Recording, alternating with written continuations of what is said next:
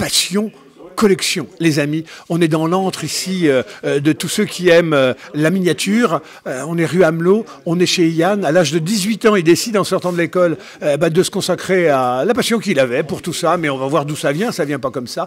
Et puis 18 ans après, il en a 36. Il est toujours à la tête de ce magasin Passion Collection où vraiment toutes les miniatures de vos rêves. Regardez les amis, il n'y avait pas que les voitures, il y avait des trains. Et les voitures sont en métal, mais elles sont aussi en plastique. Elles s'appellent Dinky Toys, mais elles s'appellent aussi nos rêves. Et puis il y en a pour tous les goûts. Il y a ceux qui aiment bien les véhicules de transport mythiques, les autobus, les autocars, les camions de police, les camions de pompiers. Il y a ceux qui aiment bien faire des maquettes d'avions. Il y a ceux qui, dans le contexte du moment, sont plutôt un peu vert de gris. Ça sent la guerre. Et ben voilà, tout ça, on le doit à Yann, qui est au milieu de ses clients. Des gens extrêmement fidèles. Regardez, les voitures de sport, il y en a plein ici. On va revoir quelques-unes des voitures un peu mythiques. Yann, bonjour. Bonjour.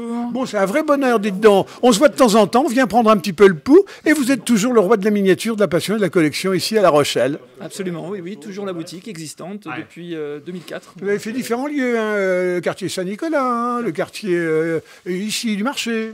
Quartier Saint-Nicolas, proche de l'hôtel de la Tour de Nesle, la première boutique, et puis après donc Saint-Nicolas, et ici depuis 2016. Alors, dites, on connaît bien la passion des collectionneurs de trains, parce qu'ils nous font rêver avec leurs installations chez eux, le rail, il y en a qui s'y passionnent, qui consacrent des pièces entières. Pour les voitures, on fait moins ça, on pose la voiture sur une petite étagère, c'est des petits objets épars dans les maisons. On se construit souvent, la plupart du temps, une vitrine avec les voitures qu'on a eues, les voitures qu'on a affectionnées particulièrement, que ce soit les françaises, les voitures de film, les voitures mythiques. Enfin voilà, il y a des belles vitrines chez les collectionneurs. Vous vous souvenez de votre premier client là? Parce que tout à l'heure, il y a un monsieur qui est rentré, vous dites c'est mon premier client, il est passé où le monsieur? Exact. Là, bonjour, comment c'est votre prénom? Venez, approchez-vous Jacques, approchez-vous. Jacques. Alors Jacques, vous étiez, alors le premier client, il dit Yann. Oui, mais il était là-bas, il n'était pas ici. Hein. Qu'est-ce que vous êtes... C'était embêtant parce que tous les 2 ans, il changeait de local, alors c'était compliqué. Là, il est définitif, d'après ce que vous me dites. Là, Qu'est-ce que vous étiez venu acheter, vous, à l'époque? Quelque chose de particulier ou non, vous étiez venu bader? Non, c'était que du N. Les trains électriques N, tout petits. Ah oui, parce que les HO, c'est beaucoup plus grand, puis HO, c'est des jouets. Tandis que N, c'est vraiment les collectionneurs. Et comme c'est beaucoup plus petit comme échelle, ça prend moins de place dans une chambre, quoi. Oui. Yann, comment vous définirez, c'est la question que j'allais vous poser, on est un magasin de jouets, on est un magasin de collectionneurs, on est un peu entre les deux, parce qu'il y avait un monsieur tout à l'heure, il était là pour lui, parce qu'il a une collection de trains, mais je voyais bien les yeux du gamin qui aurait bien acheté lui un jouet, entre guillemets. Alors, on est jouet ou on est autre chose? On est plutôt collectionneur, on est plutôt sentimental, et le client moyen, il a entre 50 et 70 ans. Donc voilà, c'est vraiment de l'affect. Les amis, quand on regarde, vous l'avez peut-être vu derrière nous sur les images de Ludovic, il y a aussi des pièces de collection. Et il y a eu aussi des timbres. Tout a d'ailleurs commencé par des timbres. Votre histoire, comment vous tombez dans cette histoire de collectionneur? Tout commence à Madagascar, je crois, avec un grand-père. C'est ça, j'ai un grand-père en fait qui vivait à Madagascar jusqu'en 74, et puis en 74 il y a eu l'indépendance. Du coup ils ont dû partir, ils ont dû tout vendre. Difficile de transporter une voiture, une maison, un compte en banque, il fallait faire vite. Donc il a eu l'idée de changer tout son patrimoine dans quelques classeurs de timbres, rares, qu'il est plus facile à transporter. Et puis donc il arrive en France cette même année-là, en 74, et il a l'idée après de consacrer et de construire une boutique de timbres qui sera située 14 rue du Cordevent, proche du marché. Et donc, il tiendra cette boutique de 74 à 2006. Et de timbre en monnaie, vous arrivez, vous reprenez ça, et vous faites évoluer vers toutes ces formes de miniatures autour de nous, là. C'est ça, de 2004 à 2006, il a sa boutique, j'ai la mienne. Moi, je ne fais pas de timbre parce qu'il en fait. Et du coup, ma passion, comme vous l'avez constaté, c'est les voitures miniatures.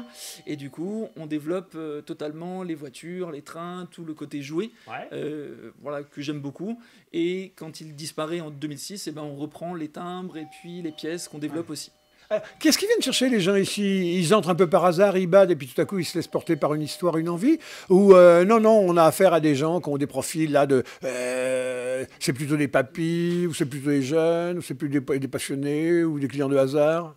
Il y a des gens qui viennent nous voir chaque année, des gens qui viennent en vacances à La Rochelle, et au mois de juillet, au mois d'août, ils viennent parce qu'ils ont l'habitude de trouver ici des petites pièces, des voitures, des trains, des pièces de monnaie, des timbres qui viendront compléter dans leur collection. Et donc, c'est un petit peu un rituel pour certains. Et puis pour d'autres, c'est des gens qui passent dans la rue qui disent « Tiens, un Vespa en vitrine, je trouve ça super, c'est un bel objet, j'aimerais bien l'avoir sur une table, sur une vitrine. » Voilà.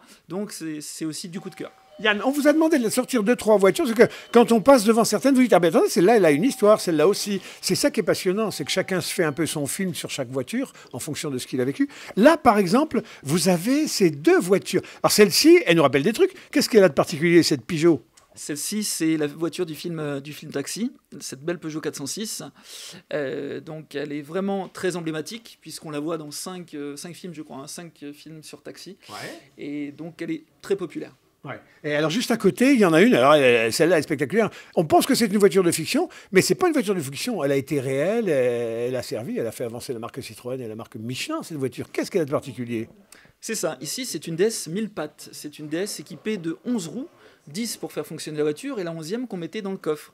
C'est une voiture qu'on trouve actuellement, qui n'est plus en fonction, mais qu'on trouve au musée Clermont-Ferrand Michelin. Et donc cette voiture était faite pour tester la robustesse et la fiabilité des pneus sur les pistes.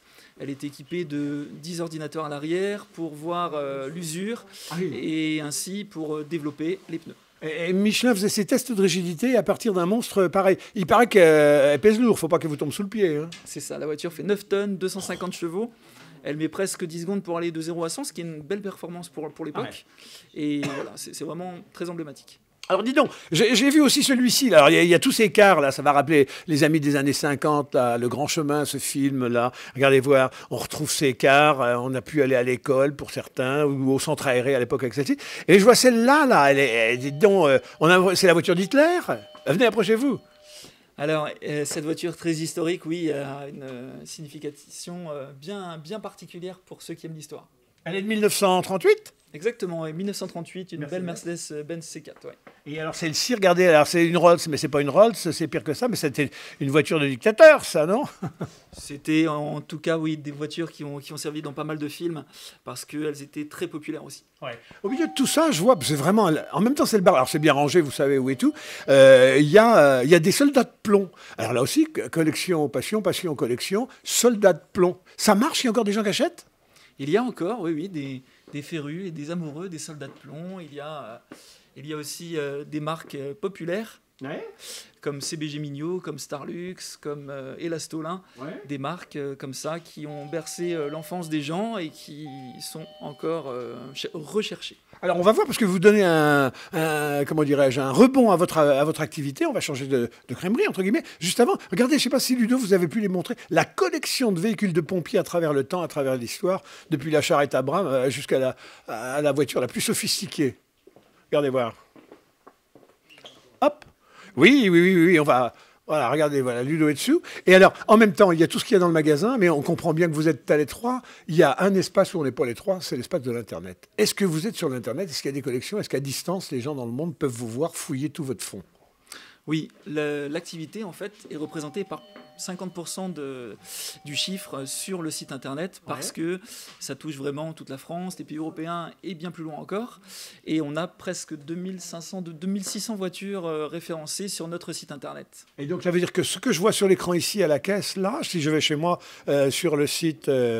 Miniature Discount. Miniature Discount, et ben on se retrouve avec l'ensemble de vos références. Tout à fait, oui. Vous pouvez commander depuis chez vous et être livré où vous le souhaitez. Bon, bah, les amis, on rêve. Et puis, alors, je vois que vous avez une affection, comme les gars des années 50, pour les, comment on appelle ça, là, les plaques métal, les plaques émaillées. On a aussi, oui, on a la possibilité de vendre des plaques métal, des plaques de déco, des plaques vintage, pour agrémenter autour des vitrines.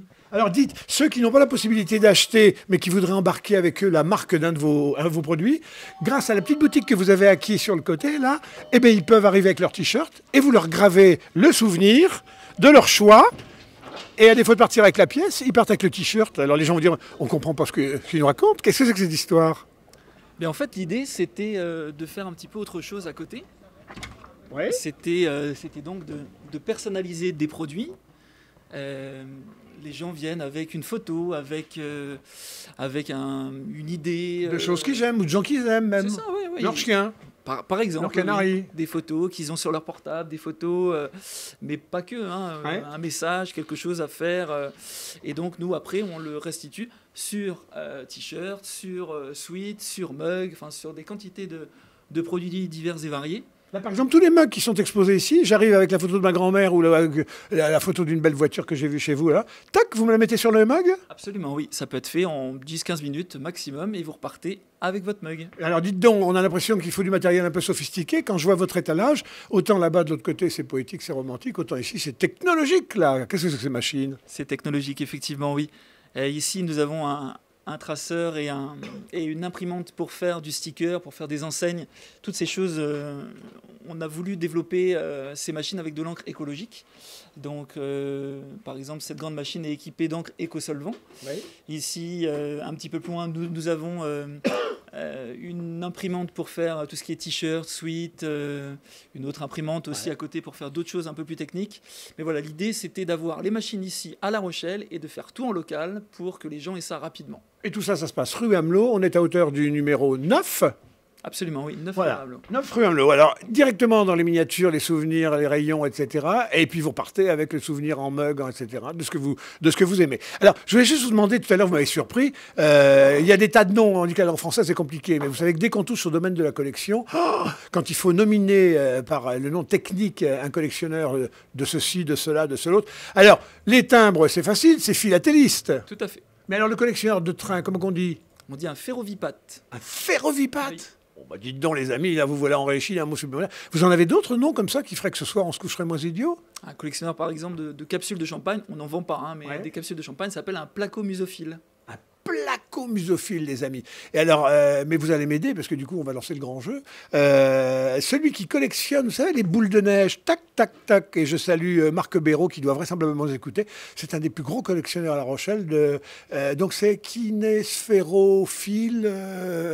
C'est un nom comme ça. Si vous le trouvez, écoutez, vous gagnez un mug ici chez notre ami Yann. On peut ça dire marche. Ça marche. On fait comme ça. Voilà, les amis. En tout cas, c'est un vrai bonheur. On entre dans la caverne d'Ali Baba. On laisse parler son enfant. Et vous avez votre premier client, là, donc c'était il y a 18 ans, quasi. C'est ça, c'était le 15 octobre 2004. Eh bien, regardez, il a une tête de jeune, quel que soit l'âge. On ne le voit pas passer, on ne le sent pas passer dans des univers comme les vôtres. Allez, longue vie à la miniature, mais il faut que les gens se déplacent, qu'ils continuent de collectionner, parce que les temps modernes ont tendance à rasemoter un peu tout ce qui est un peu ancien. Oui, il faut bien aussi se faire plaisir avec des petites choses qu'on affectionne. Oui. Allez, c'est un ancien jeune, 36 ans, il est encore jeune, de La Rochelle, puisqu'il a fait sa scolarité à Fénelon. Voilà, pur produit sorti de Fénelon, qui s'est lancé dans la vie un jour et qui nous fait rêver. Merci. Merci à vous. À très bientôt, Yann. À très bientôt, les amis, sur Onis TV, pour des belles découvertes comme ça. Nous, on continue à arpenter le secteur du marché. On a fait des trouvailles pour vous. À bientôt.